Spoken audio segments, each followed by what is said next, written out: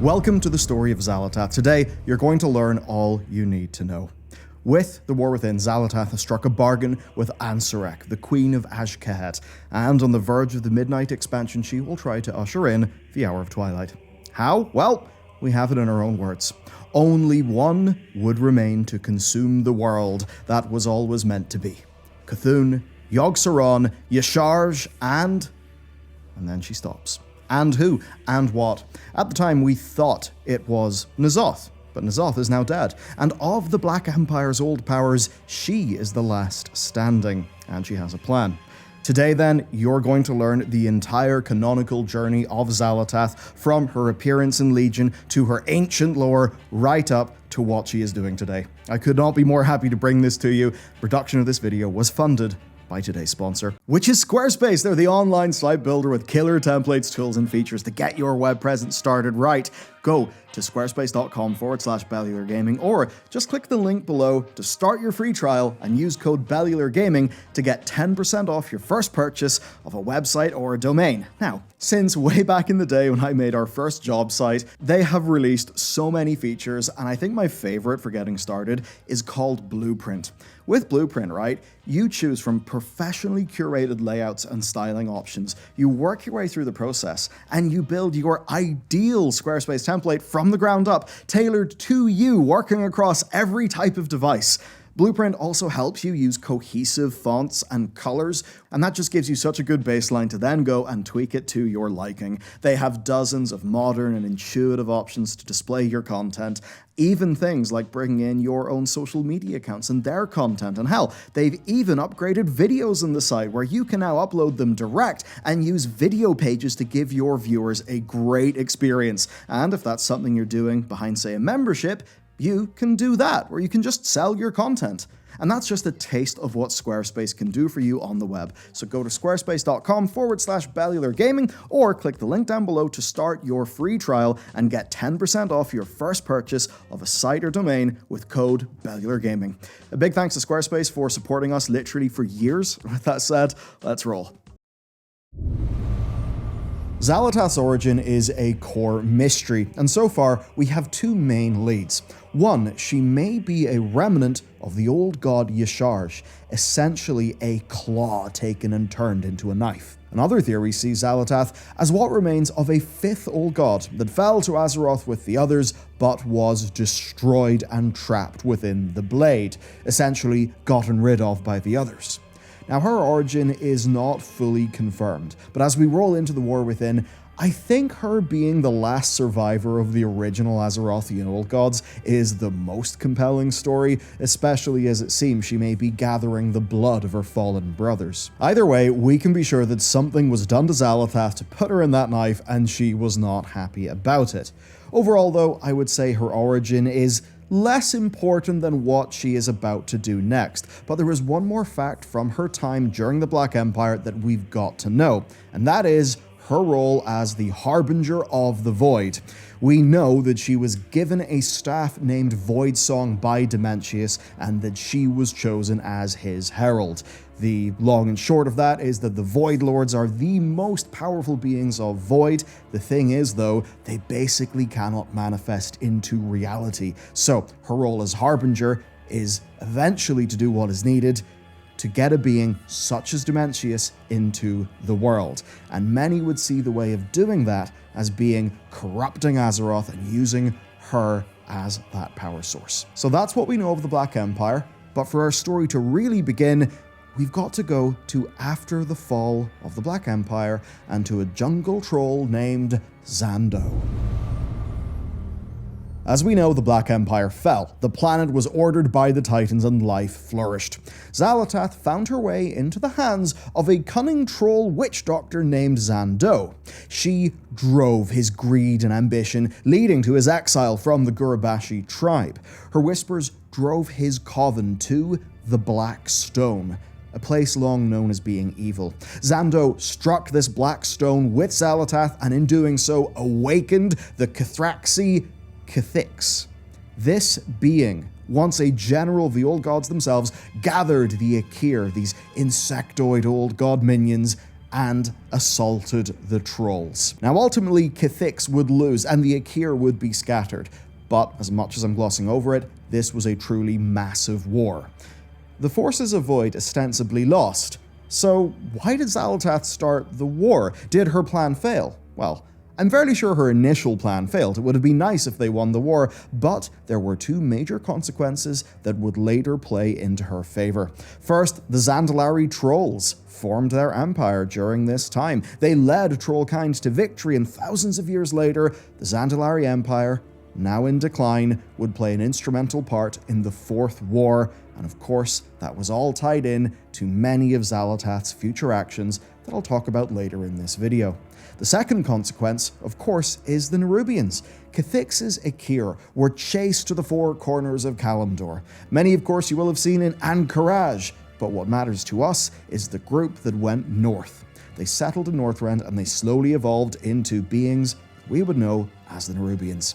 And again, thousands of years later, some of those Nerubians, an offshoot, would serve Xal'atath in the World of Warcraft expansion, The War Within. So, perhaps this stuff with the war between the Akir and the Trolls wasn't exactly what Xal'atath wanted to happen, but no doubt she would be able to capitalize on its results in the future. After that, Xal'atath went dark. We just don't really know what she did, but no doubt she was working towards her plans. Where we're next going to pick up, though, is before the Dark Portal opened, so before Warcraft 1, when the dwarves of Khazmodan split into civil war.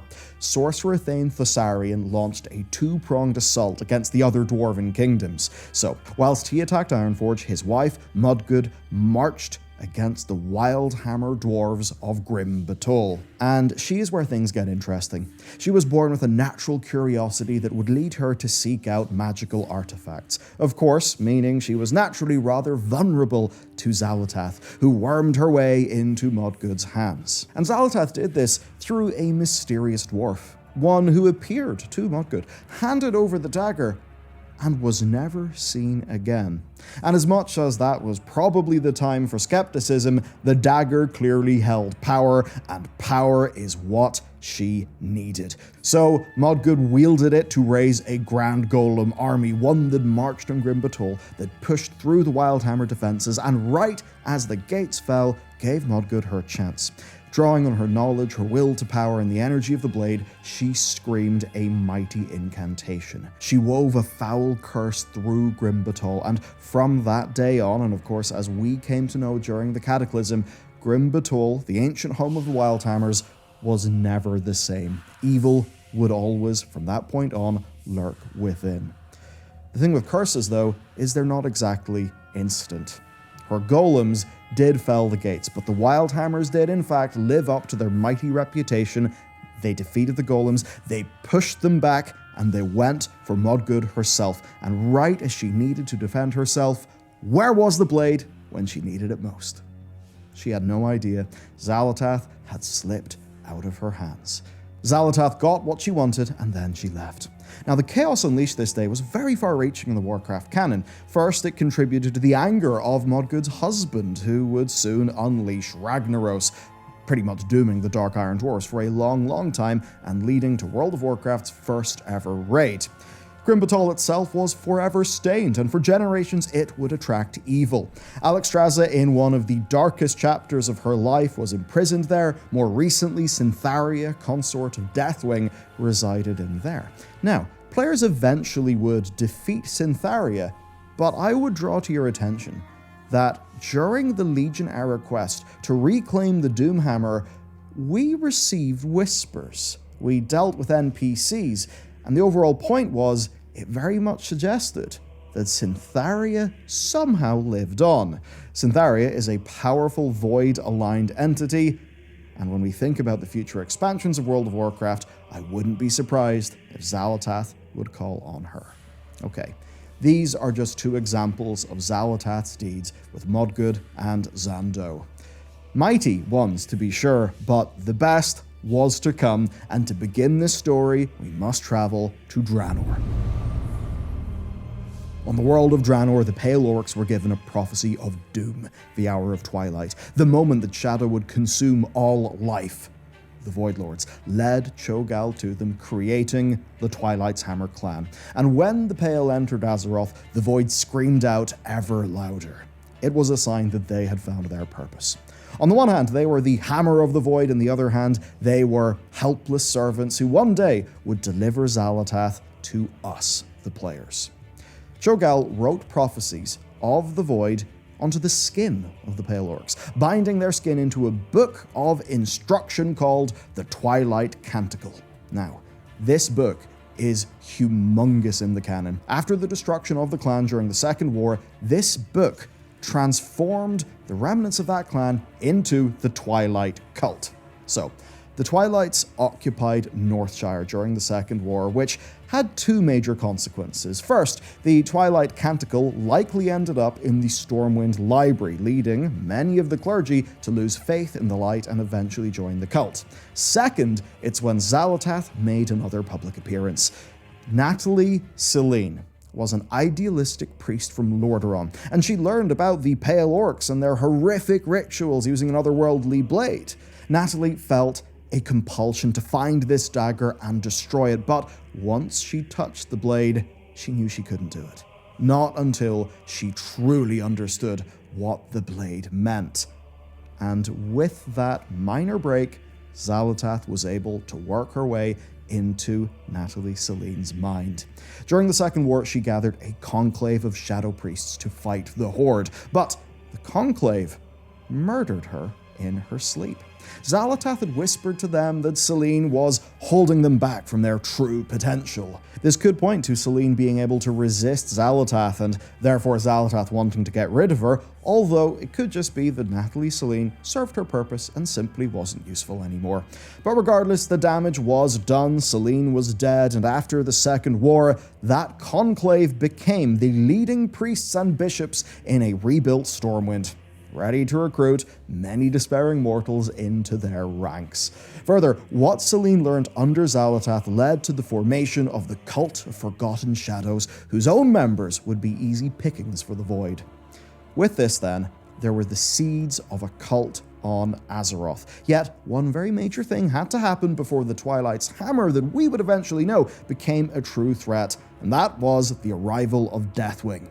Not to destroy Stormwind or Orgrimmar, but to drive the people of those great cities with fear right into the waiting arms of the Twilight cultists that had been placed in their societies. The next part of our story picks up after Xal'atath had done her work with Natalie Selene, but of course before the Cataclysm. And it's actually where Xal'atath's flirtation with the champions of Azeroth began, and it began after the Third War's conclusion.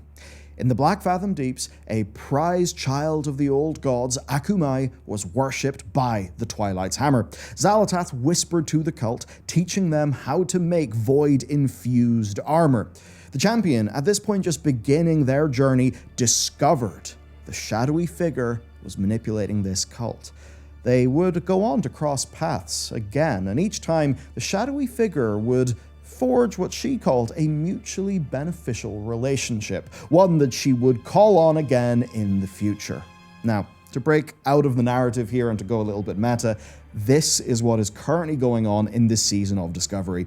The Shadowy Figure is, without a shadow of a doubt, Xal'atath. She's level 63, which by classic standards means she is a raid boss level of power, and that to me is interesting because the Karazhan crypts have been data mined, and I think we can only imagine what a being such as Xal'atath could want from Medivh's basement. Let's go back to the story, though. Much work still needed to be done before the Cataclysm. 3 of the 4 old gods remained. Now, in Stormwind, Archbishop Benedictus had at last fallen to his doubts and joined the Twilight's Hammer. When the Dark Portal had once more closed and Arthas was put to rest, Deathwing erupted from Deepholm. He announced the Hour of Twilight, and the Cataclysm expansion began. He destroyed much of the world, but he stayed in Stormwind again, only long enough to scare the population into the arms of Benedictus. But The Archbishop, in fact, refused Xal'atath, according to her, because he knew the price of failure, which is fairly interesting. At this point, though, the cult was at its height. They resurrected Nefarian, they resurrected Syntharia, they burrowed deep into Grim Batol. Ultimately, we know how the Cataclysm ended. Deathwing was stopped, but at a great cost. The Dragonflights were disempowered, and as the mortal races geared up for a big clash on the continent of Pandaria, Xal'atath was left with an Azeroth greatly impacted by the Void. An Azeroth where many beings still did believe in the Void, where people were worried, where war was rampant. Ultimately, a situation that for her meant boundless opportunity. The next stage of our story involves the religious establishment of Stormwind. During the Cataclysm, Benedictus was unmasked as the Twilight Father, and with that, the cult really did just go to ground. And with that, Stormwind's Bishop Farthing was now the leader of the cult. Now, on the eve of the Legion invasion, Alonsus Val gathered the Conclave, and as a part of that group, Moira Thessarian arrived. Now, Moira Thessarian gained her surname because she married an ancestor of Modgood, who we talked about earlier. Now, she had infiltrated the Twilight's Hammer, and she had discovered that Xal'atath was in the hands of Bishop Farthing. The blade had fueled his arrogance. It promised to him that if he could free the Cathaxi sleeping underneath Tirisfal, that he would gain ultimate power. Of course, we, the player, were hot on his heels. We cornered him in Tyr's tomb, and just when he needed Xal'atath most, once again, she decided to climb the ladder of power, forsaking him and choosing us. And in the hands of the player character, she was where she needed to be. Now, Xal'atath would prove to be immensely useful in the conflict. First, she consumed the essences of the Cathraxi so they couldn't return again, and then she assisted us in the fight. After all, if the Legion claimed Azeroth and won, that would be terrible for her. If Sargeras wins, she loses. So even though we would go on to be enemies, in the scope of Legion, we were actually allies of convenience. And as we traveled together, she told us of the Black Empire, how our temples paled in comparison, that great wars predated ours with endless armies clashing in infinite battlefields, and a relationship really did form. We were getting the impression that Xal'atath was probably more than just a talking dagger. She clearly had a sense of self-importance, a sense of mission, something that pointed towards her having perhaps deeper and darker plans. But still, we trusted Xal'atath, at least insofar as she needed us, we needed her. That was a fruitful partnership that eventually saw us journey to Argus and imprison Sargeras. And in what seemed a final act of sacrifice, Xal'atath, along with the other artifact weapons, drained the power from Sargeras' blade, actually saving the world soul of Azeroth. Again, something that would have been in Xal'atath's interests, because if Azeroth is dead, she doesn't get what she wants, and she fails as the harbinger of the Void Lord Dementius.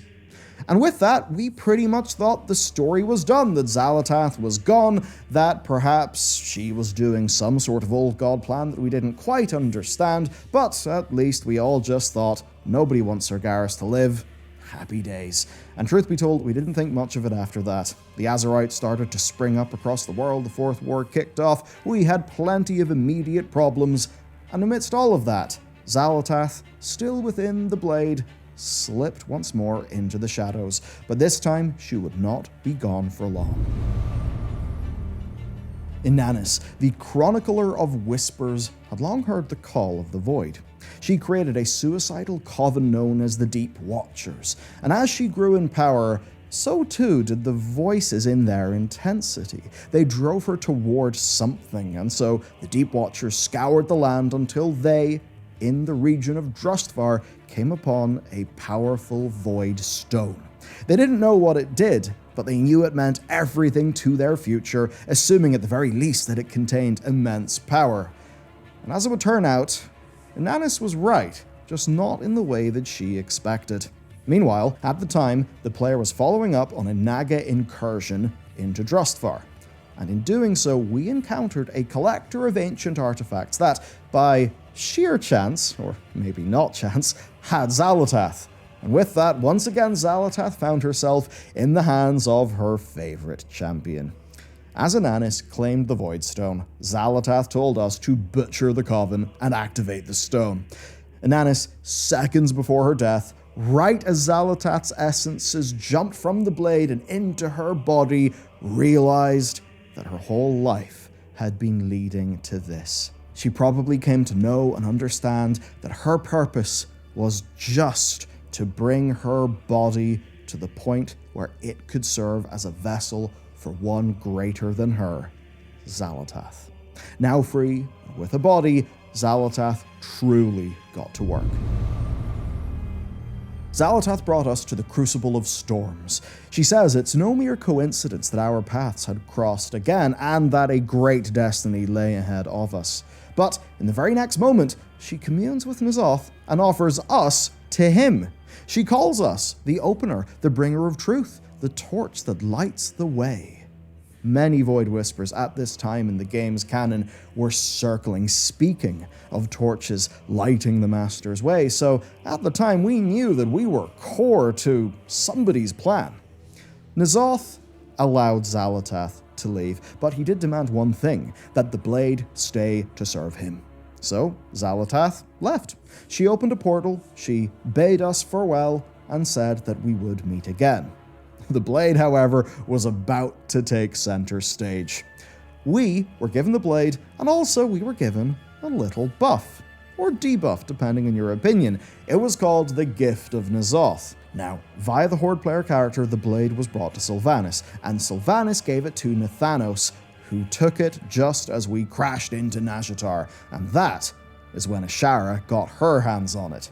You see, to understand this, Ashara had planned to get the blade from Sylvanas via Nathanos, and essentially the deal would be that Ashara would use the Tidestone to cause a giant disaster and greatly damage the Alliance fleet, and in return for this, she would get this special blade. Ashara then planned to defeat N'Zoth using the blade, that would allow her to rise to power and to cast off her master. So clearly from this, we know the blade is special, that it's able to deal severe damage to an old god, and, as of course is shown by Xal'atath, to contain the essences of extremely powerful beings. But this is when we enter the picture. This plan is going on.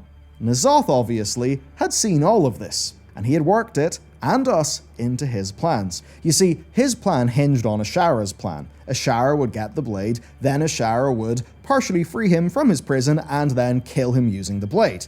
He knew that she planned to do this, so he was happy for her to get the blade.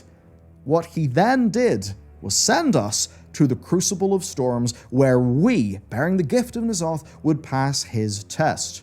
Essentially, by defeating Unat, N'Zoth knew that we would be able to take Ashara. That, while Ashara was trying to execute her plan, we would interrupt her and he would be able to pounce. And all of this played out as he expected. We defeated Ashara, he broke free, he captured her, pulled her through a portal, and set about his plan to manifest Ny'alotha on Azeroth. Shortly after, the Fourth War would come to its conclusion, and that is when N'Zoth would spring his plan. We went on a whole globe-trotting adventure to activate Titan machinery. We eventually then went to the raid Ny'alotha. We cut through N'Zoth's minions, eventually managing to free Ashara, who somehow had managed to keep hold of the dagger. Now at the time, she was not aware that we planned to defeat N'Zoth using the Titan's world machinery, so she handed us the dagger, thinking that we would have to use it to stab N'Zoth in the heart. She was essentially happy enough to leave this to us, so she made her exit, declaring that she was tired of intermediaries, very much saying that in the future, Ashara will return, likely having gained even more power. Once again, she's one of those beings. She might look like a Naga, but she is of colossal power. Anyhow, through a void portal she went, leaving us with the dagger. Given that we had the motherlode of all titanic energy weapons pointed right at N'Zoth, all we needed to do was get past his carapace. So, Rathian took the blade and, avenging the corruption of his flight, stabbed N'Zoth, opening up the way for us to fight, I suppose, the brain, a part of the core essence of N'Zoth, and fire the world machinery in, sort of destroying him. Again, there are many questions. How much is N'Zoth truly dead? Has he, in his essence, perhaps went back to the plane of void? What's going on there? It's very much up in the air and likely won't be relevant in the very immediate future, but it could be relevant. Anyhow, with this, Xal'atath was out of the picture, and once more, the blade slipped into the background. Because yes, while Rathian is the last person to hold the blade, we have absolutely zero clue what happened with it afterwards. But what we do know is that this was all likely in Xal'atath's favor somehow.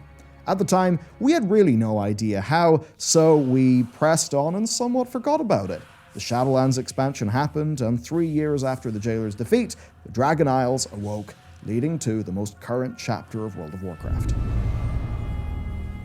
Throughout Dragonflight, something felt off. Who was driving Scale Commander Sarkarath into the depths? What was he looking for in Iltharien's lair? What was that very spooky-looking massive void portal?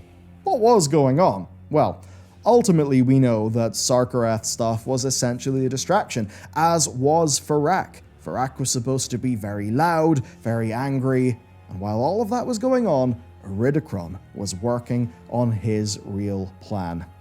A lot of this kicked off at the Forbidden Reach, and many were drawn to it. Us, pirates, and the Naga. The Naga returned in surprising numbers, and they had a prophecy, one that tells us exactly what is going to happen. This prophecy spoke of their queen's return to Azeroth to rule over the world, the sky, and the sea, but that before that would happen, someone known as the Harbinger needed to do 3 things. First, bend a primal force to her will. Second, to claim a hunger lost to the ages. And third, that a dark heart left broken awaits the taking. So let's break these down. The first one, the primal force, is quite evidently Iridikron. We don't know the full details, but Iridikron seemed to have insider knowledge throughout Dragonflight. He knew where the bodies were buried, how to get the Dark Heart. Of course, the hunger lost to the ages would be the essence of Galakrond, and right as Iridikron channeled that into a relic that resembled the Dragon Soul that we would later find out is named the Dark Heart, he opened his portal, and through that portal, we caught a glimpse of a shadowy figure, one that exactly resembled Xal'atath. The final part of that prophecy, then, is the Dark Heart left broken awaits the taking. Now, this could just reference Iridikron having this Dark Heart and it being empowered with Galakron's essence, but Dark Heart is also the title of patch 10.2.5, the final narrative patch of Dragonflight. It's called Dark Heart, and it features a Harbinger questline. So, that patch, mere months away from now, will see that prophecy be fulfilled, and with that, the war within will begin. And in that, Xal'atath will be in Azj-Kahet with Nerubians, but Nerubians that don't entirely trust her. Instead, it's an alliance of convenience, and alliances of convenience are kind of everywhere here. Take Xal'atath and Iridikron. They are not ideological friends. They are both literally using each other. Xal'atath was, of course, using Iridikron to get the hunger lost to the ages, while Iridikron is just doing all of this in a ploy to get his revenge on the Titans. That's all he really cares about. To go back to our next alliance of convenience, though, it's with those Nerubians. Essentially, they will help Xal'atath get what she wants, and Xal'atath will bring them more power. Power that ideally they will use to defeat the Arathi humans who are just above them in the sort of vast underground network that is below the Isle of Kaz Algar. But more than anything, it would seem that there are 2 characters on a headlong collision course, and that is Illyria Windrunner and Xal'atath. In a way, they're 2 sides of the Void's coin, but once this prophecy comes together, things are going to really go off. Illyria once mused that she felt like she had died twice already. Once on Draenor, again when she took the Void into itself. And that brings me to an older Void Whisper. At the hour of her 3rd death, she will usher in our coming. I think that's what it's all circling in on. This hour of twilight, the torches lighting their way, the whispers, the prophecies. Void can hardly contain its excitement at how close to doom we all are. So these 2 characters will meet in the war within. They will likely oppose each other. but ultimately they will lead us to the ultimate clash of light and void in midnight. For Xal'atath, this is the end of a journey that has literally spanned the whole history of the world that she is about to claim. And that, folks, is the story of Xal'atath. If you've just wanted it all in one place, ideally to kind of make sure you're caught up to date and, maybe you feel like you'll enjoy the expansion a bit more if you know what's going on. I certainly hope that this video was of a help to you. We, from Jared writing this, me recording this, our video team putting it together with all the visuals, absolutely loved doing this video on, look, what is, I think, one of the coolest characters in WoW. One of the ones that's really damn successful. I cannot wait to see what happens next. Thank you for watching, and of course, stay tuned to the channel for much more lore to come.